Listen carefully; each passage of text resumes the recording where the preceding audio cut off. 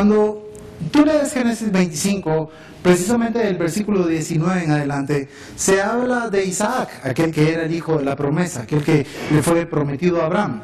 Pero Isaac, dice la Biblia ahí en adelante en el 19 que tuvo 2 hijos, habla de su descendencia.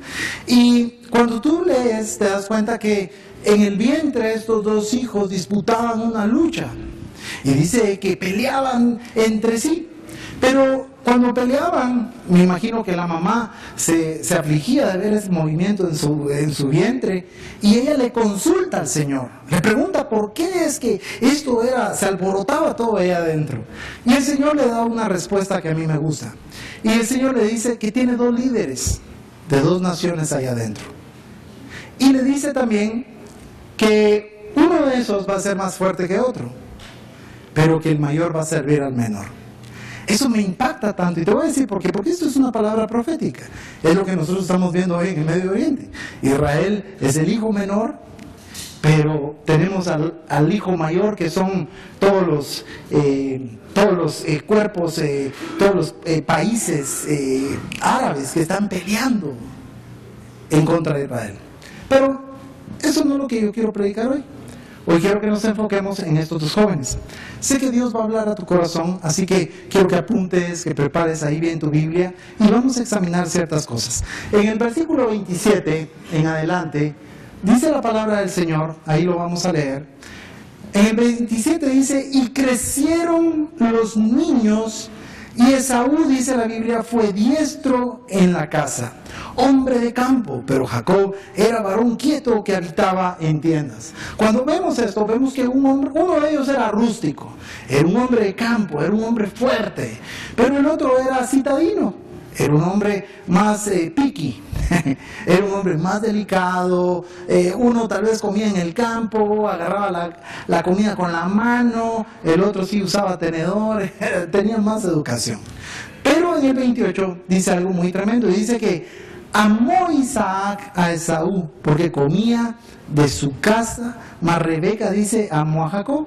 En el 29 dice: y hizo Jacob un potaje, y volviendo Esaú del campo, cansado, dijo a Jacob: te ruego que me des de comer de ese guiso rojo, pues estoy cansado. Por tanto fue llamado su nombre Edom. Edom quiere decir rojo, ¿ok? Entonces dice la palabra del Señor: y Jacob respondió: véndeme. Mira, eso quiero que lo subrayes. Véndeme en este día tu primogenitura. Apunta también eso. Véndeme en este día tu primogenitura. Entonces dijo Esaú: y aquí yo me voy a morir. ¿Para qué pues me servirá la primogenitura? Y en el 33 dice: y dijo Jacob: júramelo en este día. Y él lo juró. Y vendió a Jacob su primogenitura. Entonces Jacob dio a Esaú pan y del guiso de lentejas. Y él comió y bebió, y se levantó y se fue. Así menospreció, subraya eso también, así menospreció Esaú la primogenitura. Ok, creo que muchos hemos leído este pasaje. Todos los que somos cristianos, creo que en algún momento y hemos leído la Biblia completa, hemos pasado por esta sección bíblica. Hemos oído también otras personas, hemos oído predicadores, hombres de Dios, disertar acerca de este pasaje. Pero hay cosas que son exquisitas en este pasaje y muchas veces nosotros no las entendemos y las pasamos por alto. Y a mí en lo personal no solo me parece interesante, sino que yo encuentro en estas líneas que leímos una advertencia para nosotros en nuestro hoy. Así que lo primero que vamos a hacer antes de continuar es entender qué es primogenitura. Saber qué quiere decir primogenitura y por qué la primogenitura es tan importante. Quizá muchos que leen la Biblia, hay algunos estudiosos acá, tienen una idea concreta de qué es primogenitura, pero tal vez otros que leemos la Biblia, pero tal vez no la entendemos, no tengamos ni idea de qué trata esto. Entonces, para nosotros poder extraer una mayor información y tener un mayor provecho de nuestra lectura, tenemos que retroceder un poco en el tiempo. Tenemos que ir precisamente a esa época para comprender la connotación de lo que es primogenitura. Las leyes han cambiado mucho. Nuestro día es muy diferente al de ayer. Las costumbres han cambiado tanto. Entonces, para nosotros tal vez no veamos la connotación o la importancia del término primogenitura, pero en la antigüedad sí. La Biblia nos dice que la primogenitura se refiere a aquel derecho del primer hijo, aquel que abre matriz. Si tú lees el versículo 19 en adelante, como te lo dije, te vas a dar cuenta que el padre, que es Isaac, tenía una preferencia para uno de sus hijos. Y es sencillo, tenía esa preferencia porque su hijo era el primogénito. Y mira lo que dice la palabra del Señor. Y amó Isaac a Esaú. Lo amó. ¿Por qué? Porque era su primogénito. Entonces, cuando yo leo esto y entiendo el término de primogenitura, puedo darme cuenta que Esaú fue bendecido desde el vientre de su madre. Fue bendecido con privilegios y fue bendecido con una doble porción de la herencia paternal. Porque al morir el padre, eso le correspondía al primogénito, una doble porción. Entonces, cuando Jacob, ellos sí entendían, Jacob y Esaú entendían muy bien el término. Cuando Jacob le dijo a su hermano que le cambiaba ese potaje, esas lentejas, cuando le dijo, mira, te las cambio por la primogenitura, lo que le estaba diciendo es, papito lindo, mira, te doy esto, pero a cambio de los derechos y a cambio de los privilegios que te corresponden a ti como hijo mayor. Hasta ahí yo creo que muchos de nosotros, o los que han leído la Biblia, dicen, ok, es cierto, hasta ahí yo sabía, pero hay otros detalles que son mucho más importantes y tienen una connotación eterna en cuanto a la primogenitura. En primer lugar, mira pues, ya dijimos de que había un derecho significativo sobre los bienes del padre. Pero, número 2, al morir el padre, el primogénito se convertía en sacerdote y profeta de la familia. Por lo tanto, era un líder espiritual que tenía privilegios únicos delante de Dios. Número 3. ¿Recuerdas que Dios le había prometido a Abraham hacer de él una gran nación? ¿Te recuerdas de eso? Pues Abraham era su abuelo. Entonces, al decirle Jacob a Esaú que le diera la primogenitura, lo estaba dejando fuera, porque ya no se contaría Esaú dentro de la formación de esta nación.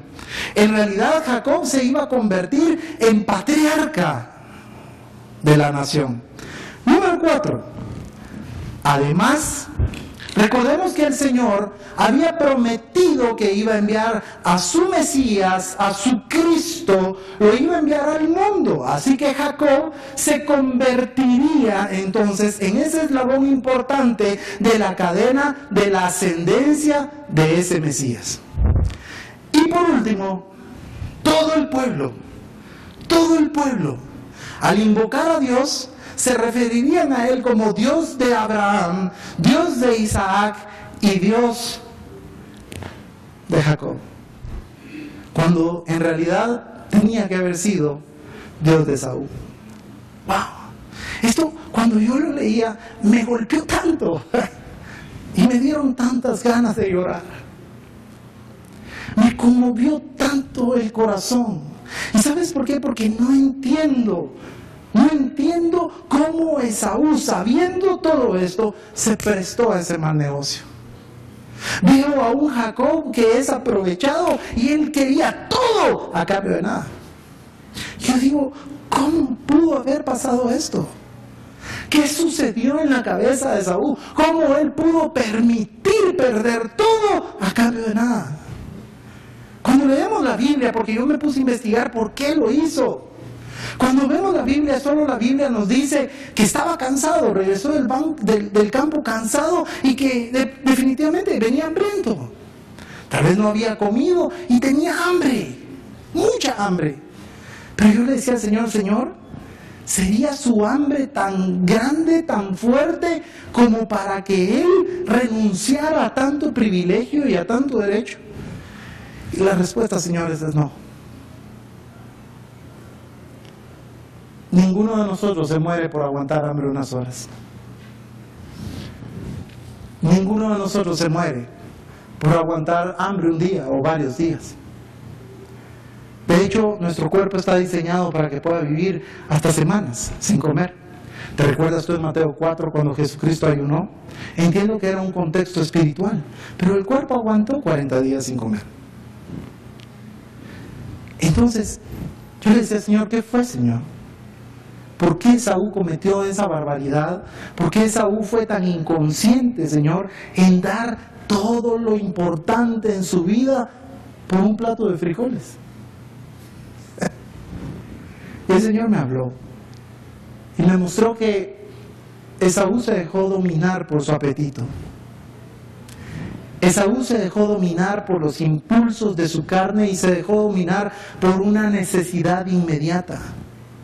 Todo eso fue lo que lo condujo a Esaú a despreciar las bendiciones que Dios le había dado desde el vientre de su madre. Cuando yo analizo eso, a mí me impresiona, y te pregunto a ti, ¿no te parece impresionante? ¿No te parece algo fuerte esto? La verdad es que tenemos que ponerle mucha atención a esta sección bíblica, porque esta sección bíblica nos regala una poderosa enseñanza a nosotros hoy. Te voy a hacer una pregunta. Álvaro, ¿qué es lo que usted más ama en esta vida? ¿Qué es lo más valioso para usted? Después del Señor, su esposa, ¿qué más? Sus hijos. Pati, ¿qué es lo más importante para ti? Igual. Todos en el primer servicio hablaban de la salvación, de la presencia, y como dijo Álvaro, después del Señor, lo más importante es mi familia. Después de tu familia, pueden ser tus padres, tus amigos, tu trabajo, incluso tus propiedades, tu casa, tu vehículo, no sé. Imagínate que yo viniera a ti y te hiciera un buen negocio para mí. Y le dijera a Damaris, me da todo lo que usted tiene. Me da derechos sobre toda su casa, sus bancos, sobre todo, a cambio de un plato de frijoles. ¿Usted lo haría? ¿Tú lo harías? Uy, a veces somos muy rápidos para responder, pero la verdad te voy a decir algo, hay muchos hermanos que sí lo están haciendo. Nosotros decimos, no hombre, qué barbaridad, ¿cómo voy a cambiar lo más importante? ¿Cómo voy a cambiar lo que más valoro por un plato de frijoles? Yo no lo haría, jamás. Esaú sí lo hizo. Él sí lo hizo.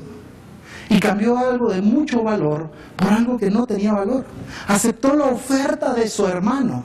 Fíjate pues, se dejó todo lo importante por un guiso de lentejas. Cambió lo más precioso y valioso que tenía. Aunque cuando tú lees dices, este es un inconsciente, no se da cuenta de lo valioso que era todo. Te voy a decir algo, sí sabía lo valioso que tenía.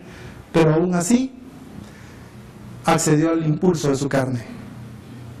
Y te voy a decir por qué. Si lees tú la palabra del Señor en Hebreos 12, 17, se nos dice que Él buscó con lágrimas poder recuperar sus derechos legales. Lloró para poder lograr nuevamente tener lo que le pertenecía y no lo logró.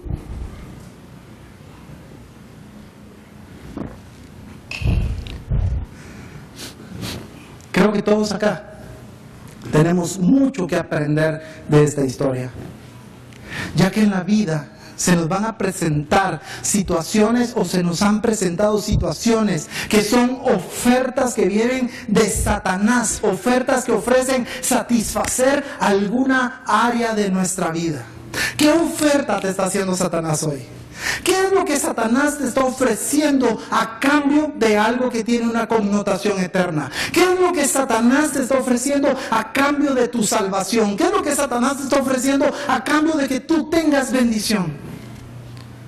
Cuando yo leo la vida de este hombre, me entristece tanto. Cuando leo sobre Esaú, mi corazón me duele, pero puedo extraer de ahí un consejo para mi vida y para ti, y es que seamos sabios en tomar decisiones. Que no tomemos decisiones precipitadas. Que por favor, iglesia, seamos cautos, que seamos inteligentes al tomar decisiones, porque la mayoría de las decisiones que tomamos así precipitadas, sin pensar, sin estimar, nos conducen al lamento, al sufrimiento y a las lágrimas. Si no me crees, pregúntale qué sintió aquel hombre que perdió a su familia por abrirle las puertas a unas horas de placer. Si no me crees, pregúntale a todos esos que hoy están pasando en tribunales si valió la pena pasar por el bochorno popular, pasar ahorita a estar pendientes de sentencias, todo por unos centavos. Pregúntales si valió la pena defraudar a Guatemala. Pregúntale a nuestro expresidente Otto Pérez si valió, o a Valdetti. Pregúntale si valió la pena estafar al pueblo, si valió la pena desfalcar las arcas de la nación. Pregúntales. O pregúntale a aquellos niños que quedaron huérfanos porque un esposo celoso no pudo soportar la vida de don Juan que llevaba a su padre. Cuando nos dejamos guiar por el apetito de las cosas del mundo, entonces vamos a ser siempre personas fáciles en resbalar. Vamos a ser personas que vamos a ceder a la tentación y vamos a ser personas que podemos sucumbir ante cualquier prueba que Dios nos ponga. La realidad es de que cuando yo veo a Esaú, yo digo, Señor, ¿cómo Esaú pudo menospreciar? Les pregunté a ustedes si ustedes darían lo más grande que tienen, lo que más valoran a cambio de un plato de frijoles, y todos se rieron y todos dijeron un rotundo ¡no! Pero la verdad es de que hay muchos hermanos de nuestra iglesia